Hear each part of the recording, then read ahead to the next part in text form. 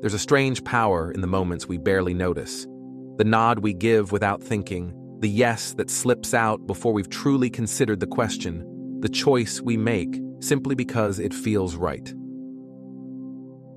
I used to believe I was immune to manipulation, that my decisions were guided purely by logic and reason. Then I started reading Influence by Robert Cialdini, and what I expected to be a simple influence book summary quickly turned into a confrontation with the psychology of persuasion itself. As I moved through the opening pages, I realized this book wasn't just explaining principles of persuasion. It was revealing the hidden weapons of influence quietly shaping my everyday decisions. I came to this book expecting a dry academic text about behavioral psychology and persuasion techniques, maybe something intellectually interesting but detached from daily life. What I got instead was something far more unsettling, a mirror held up to every automatic decision I'd ever made, every time I'd been nudged or guided without realizing it. Cialdini doesn't present persuasion as theory alone. He shows how deeply embedded these forces are in our social world and how often we participate in them without awareness. What really struck me was how he studied persuasion from the inside. He didn't just analyze data, he went undercover, training in sales organizations, fundraising operations, and advertising agencies to observe these techniques in real time. That commitment gives the book an immediacy that made me both fascinated and uncomfortable. It forced me to see how vulnerable we all are to systematic influence. At the heart of the book are 6 principles that act as psychological shortcuts in decision-making. I appreciated that Cialdini doesn't frame them as tricks.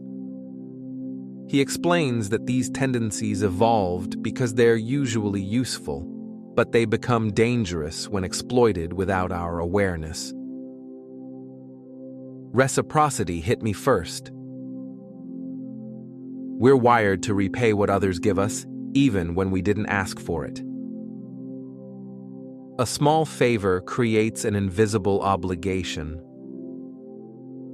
I started thinking about every free sample, every unsolicited favor, every moment I felt indebted without understanding why. Reciprocity keeps societies functioning, but it also makes us exploitable. Commitment and consistency followed. Once we take a stand, we feel pressure to behave in ways that align with it. What struck me was how small commitments can snowball into much larger ones. I recognized how often I'd stayed on paths that no longer made sense, simply because turning back meant admitting I'd been wrong. Social proof felt unavoidable. We decide what's right by watching what others do, especially in uncertain situations.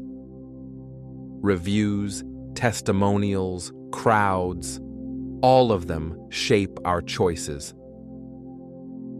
I realized how often I'd used other people's behavior as my compass, assuming they knew something I didn't. Authority revealed something even deeper. We're conditioned to obey symbols of expertise, titles, uniforms, credentials. I saw how easily authority can override personal judgment, and how rarely I'd questioned whether authority was genuine or merely performative. Liking may be the smoothest principle of all.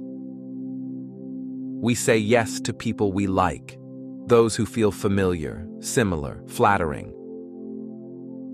What unsettled me was how effortlessly this operates beneath awareness, lowering our defenses without resistance.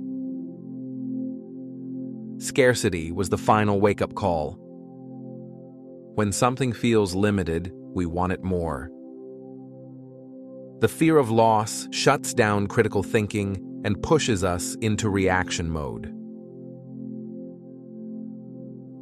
What makes influence transformative isn't just identifying these principles, it's learning to pause. Cialdini calls this controlled responding. Awareness becomes the defense, not cynicism, not resistance. Just the ability to notice what's happening and choose consciously. Reading this book changed how I move through the world. I spot reciprocity traps, manufactured social proof, artificial scarcity. I question authority more carefully. I notice when liking is being used to disarm me. And while that awareness can feel unsettling at first, it's also deeply empowering. Because once you see how influence works, you stop reacting on autopilot. You start choosing. And that shift, from unconscious compliance to conscious decision-making, quietly changes everything. If this resonated with you, like and subscribe to WellReadClub for more book breakdowns and mindset insights.